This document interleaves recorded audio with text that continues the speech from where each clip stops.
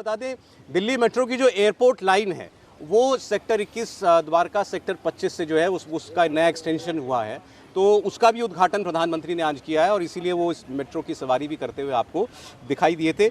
ये जो द्वारका का सेक्टर 25 है ये अंडरग्राउंड स्टेशन है और शहर की जितनी प्रमुख जगहें हैं उनसे सीधे ये जोड़ता है दिल्ली वासियों को। तो एक अपने आप में एक बहुत अद्भुत फैसिलिटी भी ये प्रदान कर रहा है खासकर दिल्ली वासियों को। और इसके अलावा फिर अब यहाँ से वो यशोभूमि कन्वेंशन सेंटर का रुख भी प्रधानमंत्री करने जा रहे हैं। लेकिन बार बार जैसे हमने चर्चा की, ये जो विश्वकर्मा योजना लाई जा रही है इसका ऐलान कुछ वक्त पहले प्रधानमंत्री ने खुद किया था।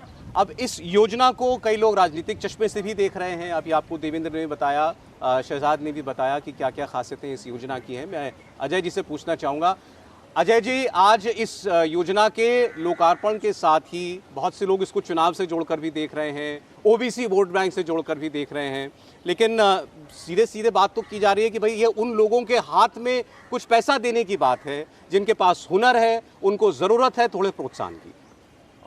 सृष्टि शिल्पी विश्वकर्मा पूजा आज है, सबको हार्दिक शुभकामना, भगवान विश्वकर्मा को नमन।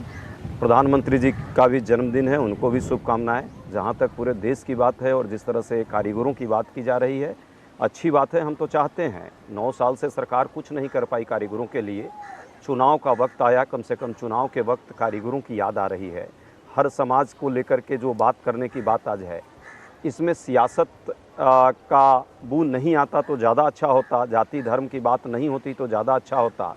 पर चलिए, ऋण योजना चुनावी योजना के तहत ही लाने का प्रयास किया। मैं सरकार को इस बात के लिए धन्यवाद भी देता हूं। पर यह है कि अब टाइम बहुत कम है। 9 वर्षों के सरकार में, और कई जगह तो डबल इंजन की सरकार है। लखनऊ के चिकनकारी जो हस्तशिल्पी लोग हैं, उनके साथ जो है कितनी नाइंसाफ़ी हुई सबने देखा। मेरठ में हस्तकरघा उद्योग में मैं खुद कई बार गया हूँ, चूँकि असंगठित मजदूरों से जुड़ा हूँ, मैं उनके बीच में जाकर काम करता हूँ। मैंने देखा है इस देश में उनकी ताकत, उनकी क्षमता और आज उनकी हालात। पिछले सरकारों में, जहाँ तक छत्तीसगढ़ और मध्य प्रदेश की बात और राजस्थान की बात करें, मध्य प्रदेश की सरकार हमारी बीच में इन लोगों ने छीन ली, लेकिन उसी दौरान उतने दिनों में हमने हस्तशिल्प के लिए और असंगठित क्षेत्र में काम करने वाले इस तरह के शिल्पियों के लिए, मजदूरों के लिए हम लोगों ने कई योजनाएं लाई थी। आज भी छत्तीसगढ़ में वो काम कर रहा है। पिछले 4 वर्ष में जब हमारी सरकार आई तभी राजस्थान में भी हमने लगातार सहायता का काम किया। भारत सरकार और जो डबल इंजन वाली सरकार है, अधिकतर जगहों पर आपने देखा है कोई ऐसी कंक्रीट योजना इन लोगों ने नहीं चलाई। अभी भी ये एक तरह से ऋण योजना है, उनको डायरेक्ट सहयोग देने की ज़रूरत है। उनकी हालत वाकई सौरभ जी खराब है। जो बीच में कोरोना का दौर आया उसके कारण उन लोगों की आर्थिक स्थिति पूरी तरह खत्म हो गई। कई जगह छोटे योजना है, बहुत लंबा टाइम लग गया। अब चुनावी स्थिति बेहतर करने का प्रयास प्रधानमंत्री जी कर रहे हैं। कारीगरों की आर्थिक स्थिति बेहतर करनी होती थी, जैसे कोरोना काल खत्म हुआ था उसी समय से योजना लाएगी, वो चुनावी योजना होगी। 100% चुनाव का ही दृष्टिकोण है, तो उसमें पूरा दिख रहा है।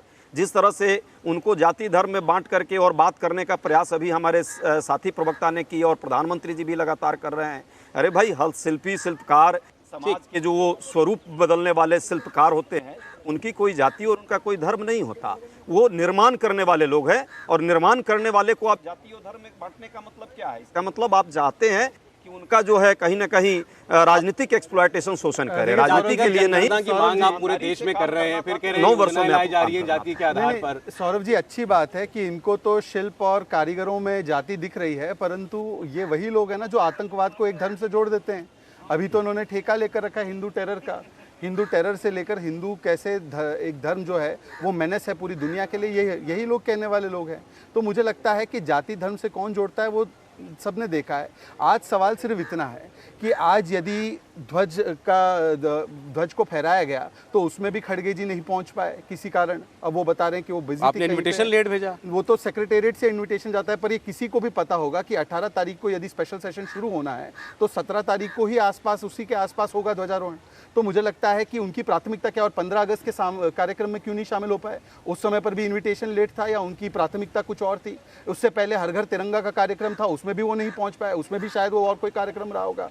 तो आज़ादी के के अमृत महोत्सव के कार्यक्रम में वो कभी नहीं पहुंच पाते। स्टैच्यू ऑफ यूनिटी नहीं पहुंच पाया, वल्लभ भाई पटेल जी का जो स्टैच्यू बनाया है, यहाँ पर नेताजी की भव्य प्रतिमा खड़ी की गई है कर्तव्य पथ पर, उस पर भी नहीं पहुंच पाए। तो मुझे लगता है कि जहां पर भी भारतीयता का परिचय मिलता है वहां पर कांग्रेस अच्छा, पार्टी मैं विरोध जवाब पे लेता उतर हूँ आती है। अजय जी से पहले। इंडिया टीवी हर वक्त हर जगह डाउनलोड करने के लिए सर्च करें India TV news Google play store या ऐप स्टोर पर।